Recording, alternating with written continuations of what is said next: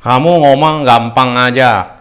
Ya, bisnis bisa naik, omset bisa naik, apalagi itu penjual bisa naik. Zaman sekarang susah, sepi.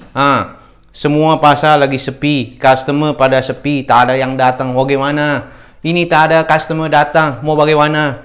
Ya, orang bilang gampang kamu ngomong ini semua omset bisa naik, kamu bilang strategi, kamu itu semua teori. Mana bisa? Gue setiap hari bikin ini pembukuan semua, gue catat semua nih, semua laporannya semua aku catat. Mana omset tak naik? Kamu suka ngomong begitu semua teori saja. Bagaimana? Mana bisa sama? Ya, kadang teori sama di praktek itu beda. Saya sudah hampir 25 tahun jalanin bisnis ini. Tak bisa. Semuanya lagi pada sepi, semua lagi pada susah. Kamu mau ngomong apa? Jangan cuma asal ngomong aja. Apakah Anda sering ketemu dengan pebisnis yang seperti itu? Nah, tentunya saya sebagai business coach, saya juga melihat banyak sekali business owner yang mengeluh, dan bukan mengeluh karena memang itu ternyata itu yang terjadi. Jadi, yang pertama-tama yang bisa saya lihat dari kejadian ini adalah saya setuju semua apa yang diutarakan. Pasarnya mungkin sepi, betul. Customer-nya lebih sedikit, betul.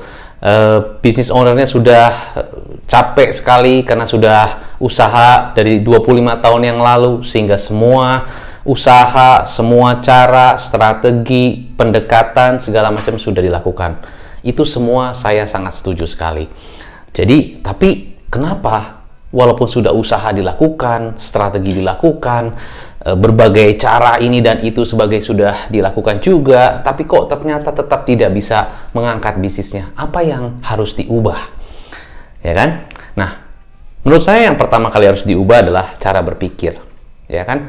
Kalau misalnya kita berpikir, ya betul, memang customer-nya sepi, memang betul sepi. Tapi kita bisa lihat, saya kan sebagai pebisnis 25 tahun, ya. Berarti saya sudah pernah mengalami dalam 25 tahun berjalan bisnis saya pernah mengalami pasti di saat-saat kapan, di masa-masa kapan, di waktu-waktu tertentu yang dimana sepi sekali, customer-nya betul-betul itu sangat sedikit, bahkan mungkin minus, pasti mengalami. Nggak mungkin selama 25 tahun kita bagus-bagus terus, kan nggak mungkin. Nah, di titik terendah itu, apa yang kita pernah lakukan? Ya kan? Mungkin di situ kita melakukan cara-cara yang mungkin karena kita sibuk, kita lupa. Bisa jadi strategi itu adalah strategi yang sama, yang mungkin saat ini kita hadapi, mungkin kita masih melakukan strategi yang sama. Sama dalam arti adalah caranya mungkin sama, artinya konteksnya sama, tetapi disesuaikan dengan kondisi saat ini. Misalnya di zaman itu, misalnya 20 tahun yang lalu, pada saat kondisi sepi, saya tidak hanya menunggu di toko, tapi saya keliling gitu ya. Saya ke setiap orang, saya tawarin produk saya, bahkan saya ke setiap kenalan saya juga kasih harga-harga spesial. Mungkin itu dulu saya lakukan, karena waktu itu saya masih muda misalnya. Nah, sekarang bagaimana yang bisa saya lakukan dengan konteks zaman sekarang? Bisa jadi mungkin sepi yang datang ke tokonya, betul.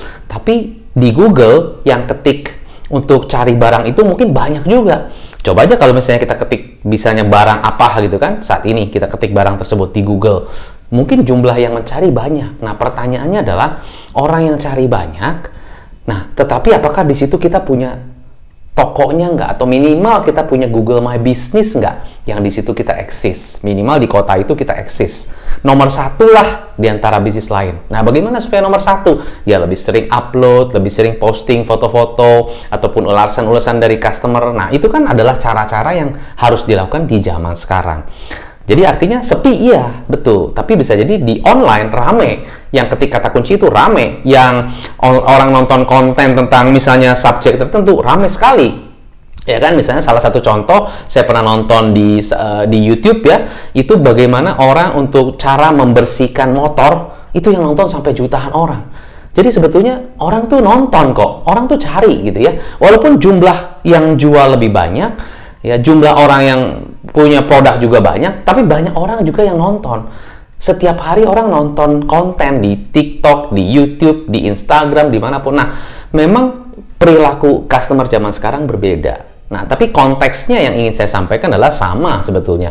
Ya, memang kita harus bisa cari jalan keluar. Kita harus bisa usahakan. Namanya juga pengusaha, berarti kan mengusahakan, gitu kan.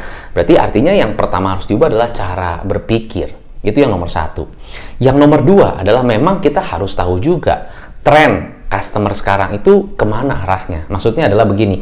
Contoh, kalau kita lihat sekarang orang zaman waktu ya 3 tahun yang lalu jual masker itu masih hal yang sangat menguntungkan untuk para pebisnis karena banyak orang yang membutuhkan masker. Tapi setelah pandemi mulai lewat ya, sekarang mungkin masuk ke arah endemi, bisa jadi mungkin masker itu mulai berkurang. Nah, arahnya kemana? Next-nya kemana? Gitu kan? Next-nya customer-nya mengarah kemana? Itu kan mungkin harus dipikirkan. Ya, misalnya apa nih yang sekarang kita melihat trennya? Kalau customer sekarang mungkin penggunaan masker sudah mulai berkurang, tapi kan tetap kesehatan harus dijaga karena COVID sebetulnya tetap masih ada. Berarti vitamin mungkin masih bagus harusnya kan, atau mungkin hal-hal yang misalnya bentuknya supaya mereka bisa menjaga imun tubuh gitu kan, atau hal-hal yang untuk mencegah itu kan juga harus bisa jadi tren. Hal-hal apa yang bisa kita angkat jadi satu produk yang untuk mereka menjaga kesehatan? Ya bisa jadi dari misalnya mungkin salah satunya tadi vitamin, atau mungkin juga di rumah kita menyediakan misalnya untuk ya sarana olahraga supaya kita tetap bisa fit dan sebagainya. Mungkin bisa arah ke sana, atau healthy food. Ya, nah jadi kita masih melihat tren juga karena zaman sekarang, atau kita tidak bisa melihat zaman sekarang aja ya, setiap zaman pun ya customer itu perilakunya berbeda. Ya, kenapa coach ada perusahaan yang sampai dengan 50 tahun masih terus bertahan, bahkan masih terus bisa mendominasi seperti misalnya McDonald's? Kenapa bisa seperti itu? Padahal kan zaman dulu sama zaman sekarang juga tren makan burger ya begitu, tapi bahkan mungkin sekarang orang lebih concern ke health concern kan, ke kesehatan. Tapi kenapa masih bagus? Ya satu, mereka punya reputasi branding yang cukup kuat. Kedua, mereka sudah mulai shifting, bukan hanya jual burger, tapi mereka jual family entertainment restoran gitu kan. Ya, atau mungkin kita sebutnya zaman sekarang bukan hanya family sih. Ya, biasanya sekarang kalau orang datang ke McDonald's itu contohnya mereka bukan hanya cuma menikmati burger, bisa menikmati yang lain ya, suasana, fasilitas dan sebagainya. Jadi bukan hanya yang dijual adalah burger. Jadi trennya mungkin ke entertainment, bahkan mungkin edutainment atau teknologi-tainment mungkin ya, dan sebagainya. Jadi itu yang harus kita juga concern ya.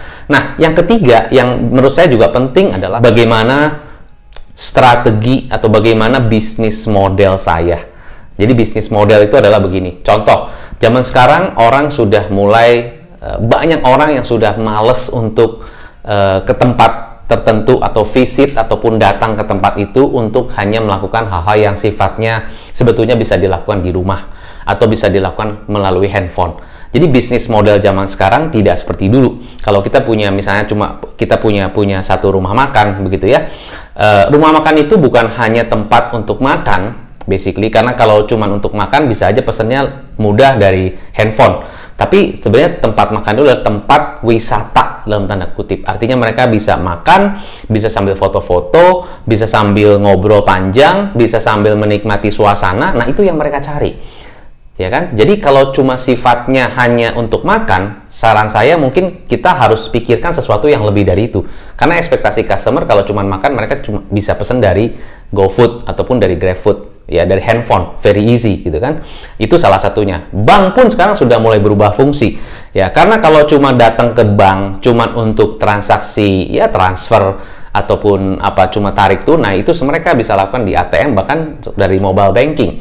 Nah, justru mereka ke bank itu untuk melakukan transaksi yang sifatnya lebih untuk personalize ya, misalnya kebutuhan untuk peminjaman dana atau investasi atau perlu ngobrol langsung dengan customer service. Nah, itu mereka akan langsung datang ke bank.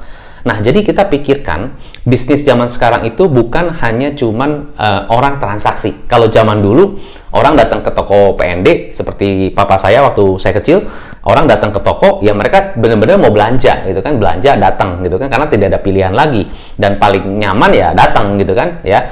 Nah, zaman sekarang kan bisa belanja online dan sebagainya. Kalau harus datang ke sana, kalau tidak ada satu entertainmentnya atau tidak ada sesuatu pengalaman yang berbeda di sana, ya kan, ya buat apa harus datang? Nah, itu yang harus kita pikirkan ya. Semoga dengan tips ini bisa membantu Anda para pengusaha untuk selalu berpikir, namanya juga kita pengusaha, jadi harus selalu berusaha ya. Nah, semoga apa yang saya bisa bagikan Tentunya, pastinya tidak mungkin bisa menjawab semua pertanyaan-pertanyaan dari pebisnis, tapi minimal sebagai business coach, saya memberikan satu hal yang positif buat Anda, ya. Anda bisa mulai dari cara berpikir yang lebih positif, karena saya percaya kalau kita pikirannya positif, tindakan kita akan positif. Tapi kalau pikiran kita sudah negatif, banyak mengeluh, wajar, bukannya enggak, karena saya juga pengusaha, saya juga banyak mengeluh sometimes gitu kan, tapi dengan keluhan-keluhan itu bukannya semakin kita tambah baik, malah membuat kita tambah merasa kok tambah susah. Tapi coba kita berpikir positif. So saya Hendra Hilman, semoga bisa membantu. Sukses selalu, salam pengusaha.